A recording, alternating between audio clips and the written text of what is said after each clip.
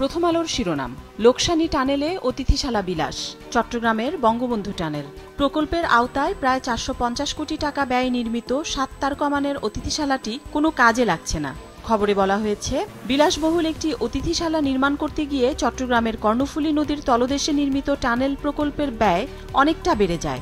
সেই অতিথিশালা এখন খালি পড়ে আছে, আর প্রতিদিন বিপুল লোকসান দিচ্ছে টানেল।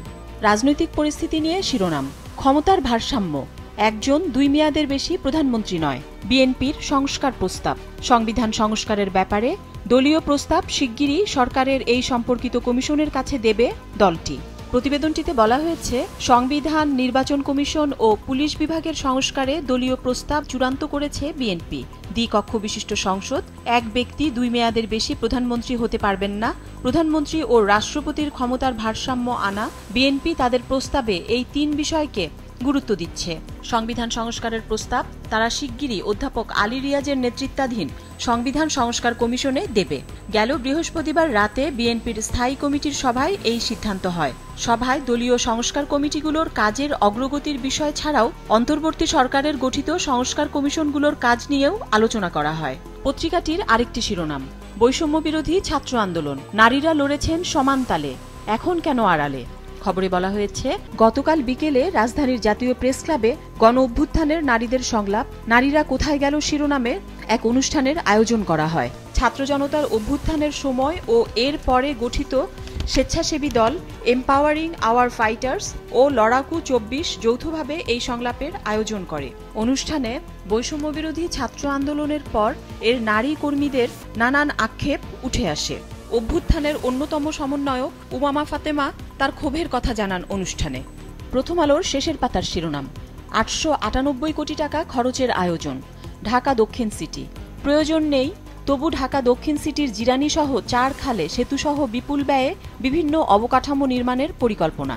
খবরে বলা হয়েছে, রাজধানীর খিলগাঁও এলাকার জিরানী খালে গাড়ি চলাচলের 2টি সেতু ও মানুষের চলাচলের 4টি পদচারী সেতু নির্মাণের পরিকল্পনা করছে ঢাকা দক্ষিণ সিটি কর্পোরেশন।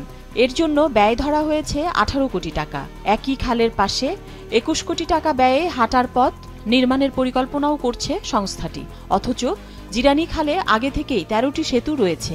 এই খালে নতুন করে সেতু নির্মাণের দরকার নেই। আবার ওয়াকওয়ে করার মতো কোনো জায়গাও নেই।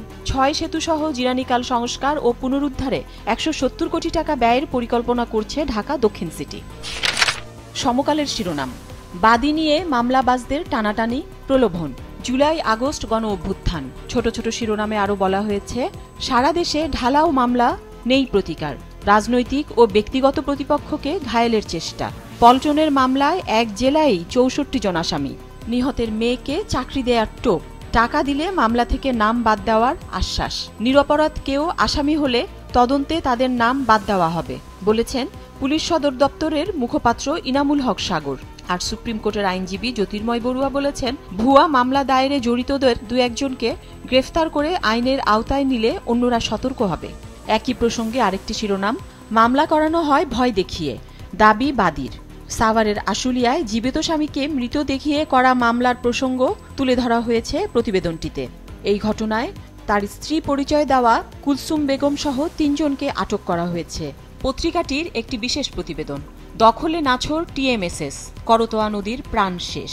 খবরে বলা হচ্ছে, প্রশাসনের সাঁড়াশি অভিযান কিংবা আদালতের নির্দেশনা কোনো কিছুকেই পরোয়া করছে না ঠ্যাঙ্গামারা মহিলা সবুজ সংঘ টিএমএসএস। সামাজিক উন্নয়ন কাজের আড়ালে বগুড়ার করতোয়া নদীর বুকে একের পর এক বাণিজ্যিক স্থাপনা গড়ে তুলছে তারা। নদীর জমিতে হচ্ছে শিল্প কারখানা, প্রশিক্ষণ একাডেমি ও বিনোদন পার্ক। বগুড়ার ইউএনও বলছেন, এর আগেও টিএমএসএসকে জরিমানা করেছি, তবে তাদের থামানো যাচ্ছে না। যুগান্তরের শিরোনাম, ব্যাংক খাতে অশনি সংকেত, বিদ্যুৎ গতিতে বাড়ছে খেলাপি ঋণ। খবরে বলা হয়েছে, ক্ষমতাচ্যুত আওয়ামী লীগ সরকারের গত 15.5 বছরে দেশের ব্যাংক খাতে ব্যাপক লুটপাটে বড় ধরনের বিপদ নেমে এসেছে। টাকার বড় অংশ বিদেশে পাচার করা হয়েছে। ওইসব টাকা এতদিন খেলাপি করা হয়নি, এখন সেগুলো খেলাপি হচ্ছে। আগে খেলাপি ঋণের প্রকৃত তথ্য আড়াল করে কমিয়ে দেখানো হতো, এখন সব তথ্য প্রকাশ করা হচ্ছে। এতে বিদ্যুৎ গতিতে বেড়ে যাচ্ছে খেলাপি ঋণ। আরেকটি শিরোনাম, থাইল্যান্ড সহ 5 দেশে গমনোচ্ছুদের জন্য সতর্কতা।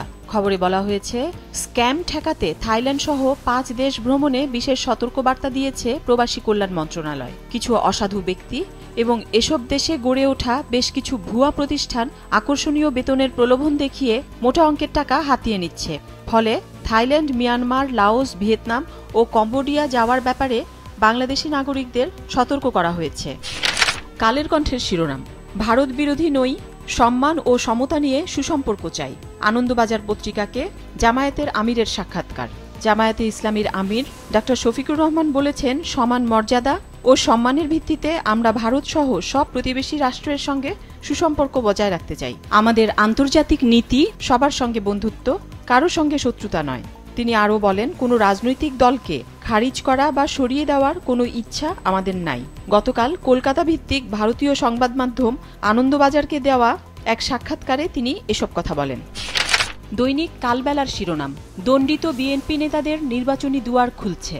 প্রতিবেদনে বলা হয়েছে, 2007 সাল থেকে গত 5 আগস্টের আগ পর্যন্ত প্রায় 60 লাখ নেতাকর্মীর বিরুদ্ধে 1.5 লাখ মামলা করে বিগত সরকার। অনেক শীর্ষ নেতা গত 7 জানুয়ারির নির্বাচনের আগে দণ্ডপ্রাপ্ত হন। টার্গেট করে যারা নির্বাচনে অংশ নিতে পারেন এমন অনেক নেতাকেও সাজা দেওয়া হয়। কমতে শুরু করেছে এসব মামলার ভার। গত 2 মাসে সারা দেশে 5 শতাধিক আসামি খালাস পেয়েছেন।